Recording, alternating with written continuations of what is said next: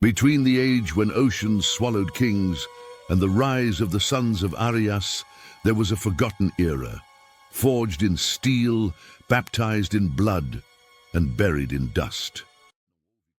He looked down and recognized the sound.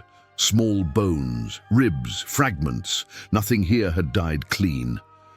The woman remained behind him, trembling. She did not come too close, but she did not dare run either. Conan knew this kind of fear. It was not trust. It was selective desperation. She had chosen the danger that seemed less cruel.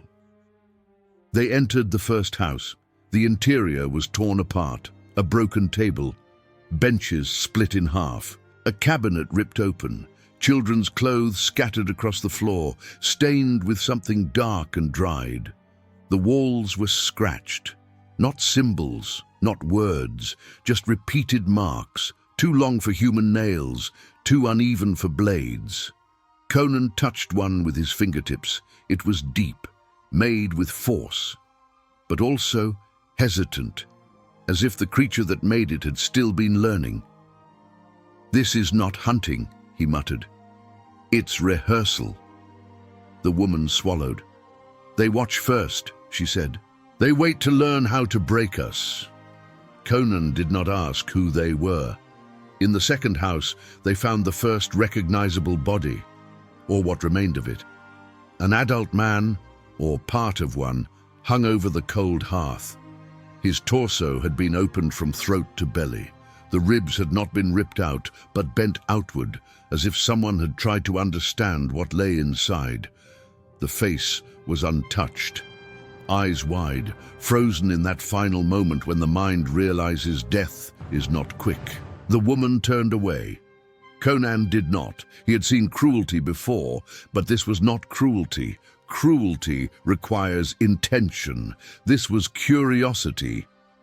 The sound came from outside, a slow, uneven dragging, like something heavy being pulled without haste. Conan tightened his grip on the sword. "Stay here," he told the woman. "No!"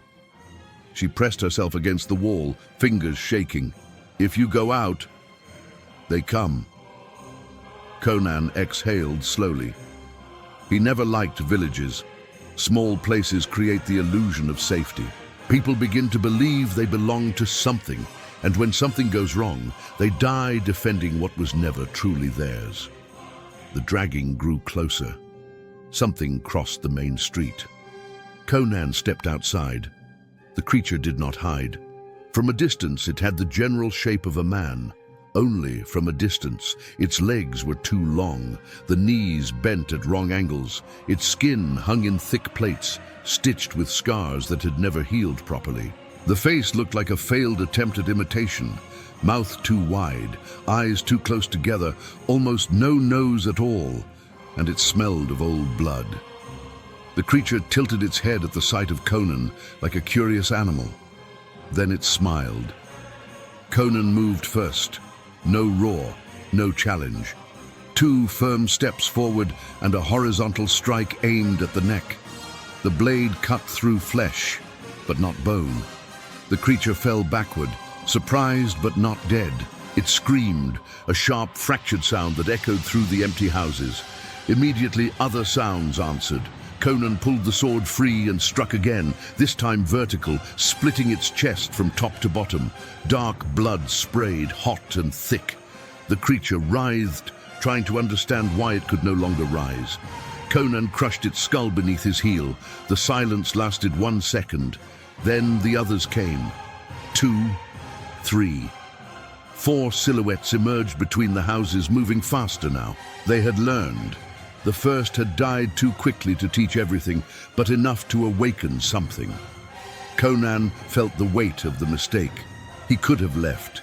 He could have abandoned the village to its own ruin. It was not his war, not his people. But he had stayed, and now he had been noticed. The fight was filthy. One creature lunged from the left. Conan pivoted and drove the blade into its abdomen, feeling something rupture inside. Another tried to seize him from behind. He let it come close, then drove his elbow back with full force, crushing its distorted face against his shoulder. He felt teeth shatter. A third leapt onto him. Conan fell with it, rolling through mud.